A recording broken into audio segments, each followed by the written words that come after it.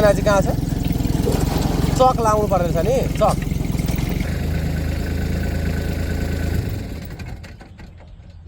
Good morning सम्पूर्णलाई स्वागत छ। आज चाहिँ एकैचोटि कहाँको ट्र्याक्टर देखाएको के घाँस काट्न आँटेको भन्नुहुन्छ होला। र आज चाहिँ हामी बारी खन्दैछौँ। अलिकति यो खनेको भन्दा पनि यो रोप्नका लागि होइन, अर्को सालदेखि चाहिँ अलिकति यो रोप्नका लागि सजिलो हुन्छ भनेर यहाँ धेरै वर्ष खेती नगरेको माटो जमिएको छ। त्यो भएर हिउँमा अब सबै भित्र पस्छ हिउँ पनि, त्यो हुँदा अलिक मलिलो हुन्छ माटो। र ट्रिन्चिङहरू सबै गर्दैछौँ आज हामी, र तपाईँहरूलाई यो भिडियोमा देखाउने प्रयास गरिरहेका छौँ। हेरेर इन्जोय गर्नु होला। 8 फिटमा छ नि, यो अहिले त 6 फिट छ। 6 फिटमा छ, 6 फिटको डिस्टेन्स रहेछ। त्यसले त पुग्छ के हो।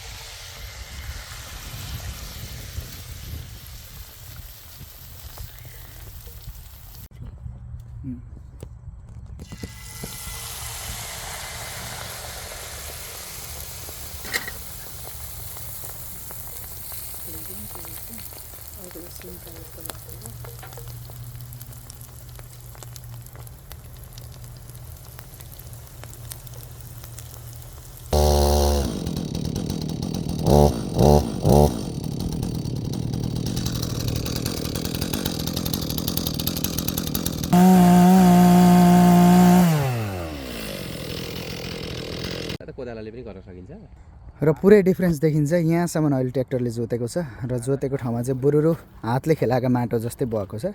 र अर्को पालि त लगभग जोत्नु पनि परेर हिँड्छ। त्यति साह्रो चाहिँ गरौँ। हामीले सानो पावर डिलरले गरेको थियौँ, त्यसले त कामै भएन।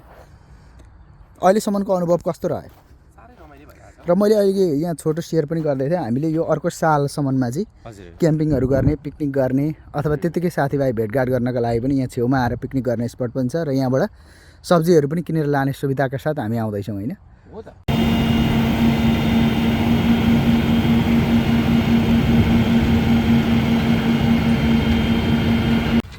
राम्रो छ। अब ट्र्याक्टर हामीले फेरेर साथीले अर्को ट्र्याक्टर लिएर जानुहुन्छ।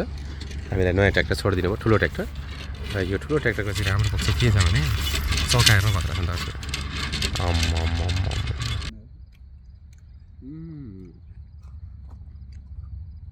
चनाले मार्केट लिन्छ है। चना सही छ।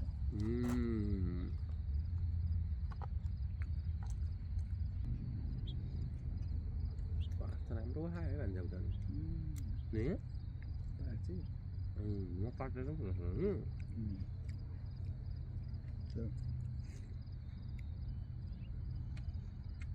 उयो परेको जस्तो धुपी रोप्नु भनेको तिमीले बाटोमा कुन चाहिँ परे मान्छे रोप्यो त्यो खालको रोप्दा पनि हुन्छ त्यो हुँदा चाहिँ के हुन्छ भने हाँगाहरू जाँदैन क्या काटेर लडाउनु पर्ने अवस्था आउँदैन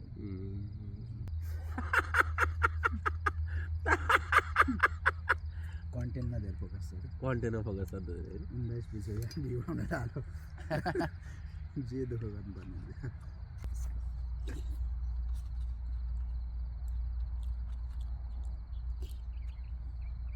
तर घाम चाहिँ बेलुका जहिले खतरा उयो हुने यहाँबाट मात्रै देखिन्छ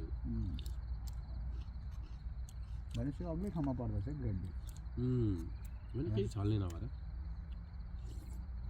हेल्सबुक पनि जानु छ छन त के छ ए डाँडै जान्छ अब जाँडै हाम्रो घर चाहिँ सबैको पनि थाल्छ